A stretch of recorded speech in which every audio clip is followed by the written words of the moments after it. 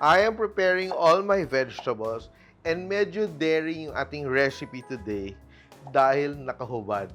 Hindi naman bastos kasi lumpia hubad yung gagawin natin. And these are all the ingredients I'm using. A lot of vegetables, green beans, I have sayote, I have bean sprouts, I have cabbage, and for my proteins, I have a mix of ground pork and chopped shrimp. So I will just finish up my carrots and just julienne. And earlier, I already fried my tokwa, no? Tofu, which I will also cut into strips. And I have my tokwa or tofu, firm tofu, still warm. No, it's simple to do, but if you prepare it for guests, it feels special. And I will do a very special presentation for this today. Good, no? So that's it. And now, I will heat up my wok. A lot of kids enjoy this dish because it's colorful and it has a lot of textures. You know why kids love meat? It's because of the texture. So if you're able to prepare dishes with a lot of texture, they're going to enjoy it. And oil, a bit of vegetable oil. If you don't have tofu or tokwa, don't bother. You can skip it. You can also use like sliced lechon kawali instead. So simple to do. I will just saute my garlic. Onions. I don't want to burn my garlic. As soon as your onions become tender and translucent, we will add our ground pork. So this is around just 200 grams of ground pork. And this is quite lean, no? It's not too fatty. It's around 10% fat. You need a little bit of fat for flavor. And I will just add a bit of, like a dash, like a bit of oyster sauce, maybe like tablespoon or so. And it's important that you cook the pork through. You know? Look at that. Konting-konting oyster sauce ilagay ko because I don't want my lumpiang hubad to become dark, no? It's just to flavor the pork. And we will also be making a very nice peanut sauce to go along with this recipe. Yeah. And I'd like to welcome our new subscribers, new followers, because we've been growing very fast this last few months. Thank you very much for joining us. Luto na yung ating pork. I will add my carrots. Carrots take time to cook, so I will add it ahead of the other vegetables. Now I will add my sayote, Baguio beans or green beans. And you can do this for business, no? You can sell it by tub, no? So, like a few hundred, like 300 grams per pack, and you serve the sauce separately. Pwede ito pang negosyo. Pwede ito sa restaurant. And you notice, ang shrimp, iniwan ko yung shrimp. And I will just also slice my cabbage. I will use half my cabbage. Shredded cabbage, thin. So, para siyang pang coleslaw. Look at that. What other vegetables can you add to this recipe? What I will do now, to add flavor, I'm just adding a chicken bouillon. I'm using Maggi for this. To open my chicken bouillon to give it a nice umami flavor. And now I will add my toge. Yan. So, let's just mix that up. And I will also add my cabbage. Yung shrimp ko today, frozen kasi nabili kong frozen and peeled. But, if you have fresh shrimp, you can peel the shrimp, smash the heads, and get the shrimp juice, no, to give it a nice flavor. And I will also add the shrimp. All this will cook down into a very delicious mix of vegetables, a bit of pork, shrimp, and tofu. I'm adding the tofu later on. So if you make this recipe, please tag us. Kasi a lot of people, yung mga nagpa-follow ng recipes natin, what they do is they cook it, they take a photo and post. Di ba? And a lot of people also message us if they have questions, no? So I wonder, kasi ang dami nating mga viewers, no, mga subscribers from the US, Canada, and abroad. What vegetables don't you find in this recipe abroad? I think the sayote lang siguro, no, would be hard to find. But all the rest are there. Pero sayote naman talaga is, it's called chayote, no? In some parts of the world. Probably the Middle East, mahirap siya hanapin. Pero in the US, marami because it came from Mexico, no? Origin na Mexico. Now, I will add my tokwa, fried tofu, konting patis, no? A little bit more patis. And some black pepper. And if you have sesame oil, you can add sesame oil para sobrang bango ng ating gulay, no? Ating lumpiang hubad. And what you do, no, toss that. When you cook this, you will see that nagsasabaw siya ng konti, no? The juices of our vegetables kinda, you know, seep out of our veggies.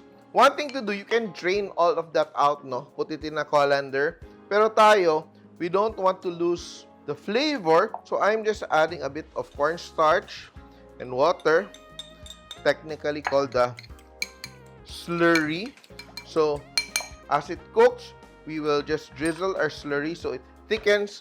Then the sauce kakapit sa vegetables. No? Yan. Add it there. That's very little, ha? Hindi siya sauce, no? All you want to do is to thicken the drippings from these vegetables. We will just let this cook for a minute. Let's clean up. I'll teach you how to make the sauce. And we will plate it. Make it a bit fancy, pang bisita. And ito, what we will do, lilipat na natin yung ating vegetables. And you can cook this anywhere because we are using island gas. Thank you very much, island gas. And you can serve it this way, no? So, pwedeng family style. And you serve the sauce on the side. So, ito, you notice, look at the wok, ha? Wala nang natirang sabaw or katas because we added a bit of slurry. So ito, we will make our sauce. So I have here 2.5 cups of water. And I have here sugar, brown sugar, around 6 tablespoons. We don't want it to be too sweet. Ito, oyster sauce, dinamnam, dagdag dinamnam. And now, before it heats up, I'm adding my cornstarch. No? But it's nice to use potato starch. I suggest you use potato starch if you have potato starch, but today I only have cornstarch. Pwede na. So that's around 3 tablespoons of cornstarch, and this is around 5 tablespoons of peanut butter. So you adjust the amount of peanut butter depending on the thickness. So it's really up to you, no? Whichever brand of peanut butter, you can also crush your own. And here I will just add a chicken bouillon to give it more flavor. Yeah, so we're using Maggi Magic Chicken Cube. Crush it, crush it. So the nice thing about this is you can crush the cube. So you know, walang buo-buo yung iyong sauce. Your sauce. So all we want to do now is to dissolve the peanut butter, thicken the sauce, and to finish, ito siya, raw garlic, no? So, ito, papatayin ko muna yung aking sauce. And I will add my garlic. Raw garlic. I don't want to overcook. I will add a bit of water. Just a bit too thick. Dilute. Now, it's perfect. And I will taste. Ito, masarap kasi ito. Meron kang garlic dito sa sauce. But you also have raw garlic when you serve it. Let me taste. We'll add black pepper. That's my peanut sauce. My sauce is done. We'll put this aside. And in the meantime, I will show you what I'm making. I am making crispy lumpia bowls. So I have here, ito. Binili lang sa palengke. And I'm heating up some oil. And it's going to be beautiful, no? For a special occasion, iba individual serving. You want to impress someone. Ito. So ito, dalawang spider, no? Like that. Press it against each other. Yan. And what we do, we dip it into hot oil. Look at that, no? Let it set. Woo! No? And it will cook into a nice lumpia bowl, no? Okay. Manage the heat, no? So it doesn't burn.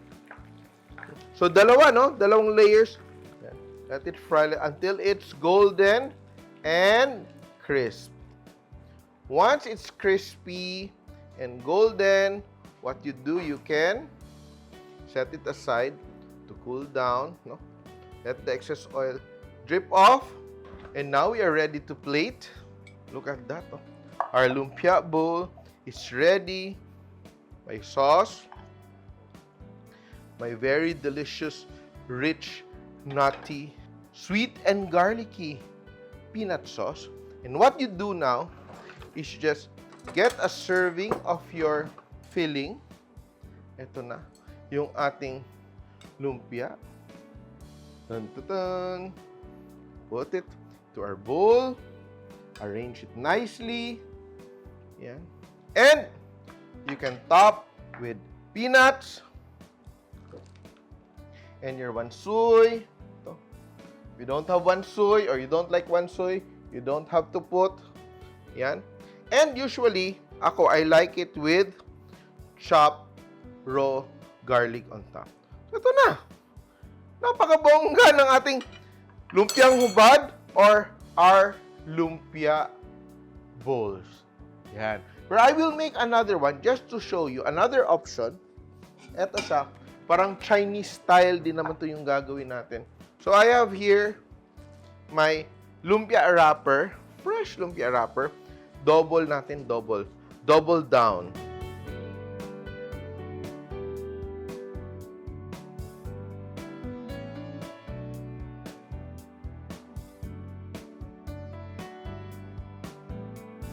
And if you're liking this video, don't forget to subscribe and hit the bell button to get notified for more videos like this. Ito masarap to pag may bisita. And I just want to add grated fresh garlic. You can make it vegetarian if you want. Peanuts. Bit of brown sugar. Ganyan. And I will roll it up. Double. Naging Chinese style yung aking lumpia. So, eto siya. Di ba yung gulay natin, pwede ka na serve. Family style. Lagyan natin ng wansoy. Di ba? Ito siya. Wansoy, lagyan natin ng crushed garlic. Oh! Family style. Ang ating lumpiang hubad. And eto, lumpia in a bowl. Lumpiang hubad in a lumpia bowl. And thirdly, now I will add my peanut sauce. I will add my sauce. Look at that. Ganyan, no?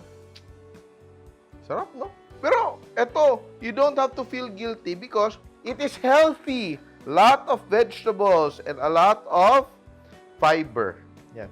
Ito, raw garlic. Ito na lang nagdadala yung raw garlic, di ba? May raw garlic sa taas and some wansoy. You can even put wansoy inside. Yan. And eto na siya. Look at that. With toge as our base. And of course, a lot of other vegetables with the core idea, lumpia. Tatlong preparations na gawa natin. Di ba? We have our classic lumpiang hubad, served family style. Our fancy lumpia, served in a lumpia bowl. And eto sa Chinese style lumpia using the same base recipe. Napakadali, napaka-simple. And ito, kailangan natin malaman kung kid-friendly ang ating recipe.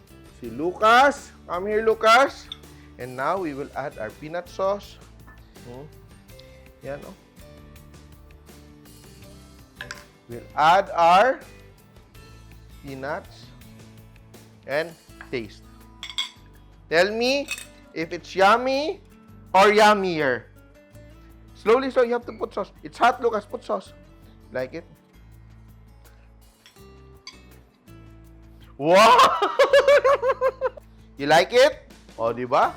See, kids will love this recipe because of all the textures. There's the sweetness from the peanuts and the peanut butter. And of course, there's the crunch. Diba? And thank you very much, Island Gas. Dahil sa kanila, naluto natin yung recipe natin today. And here it is, our Lumpiang Togue, 3 ways. Simpol!